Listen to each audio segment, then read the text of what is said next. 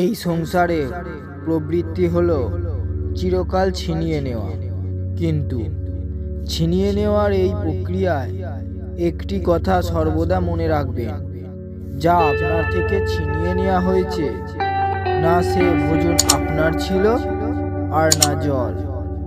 কারণ যা আপনার জন্য বানানো হয়েছে, আপনার ভাগ্যে লেখা আছে, তা ঈশ্বরও আপনার থেকে ছিনিয়ে নিতে পারবেন না। সেই জন্য সর্বদা যে কাছে আছে, যে সঙ্গে আছে, তার সঙ্গে সুখে সন্তুষ্টির সাথে থাকুন, আর যে যাওয়ার জন্য অধীর হয়ে আছে তাকে যেতে দিন।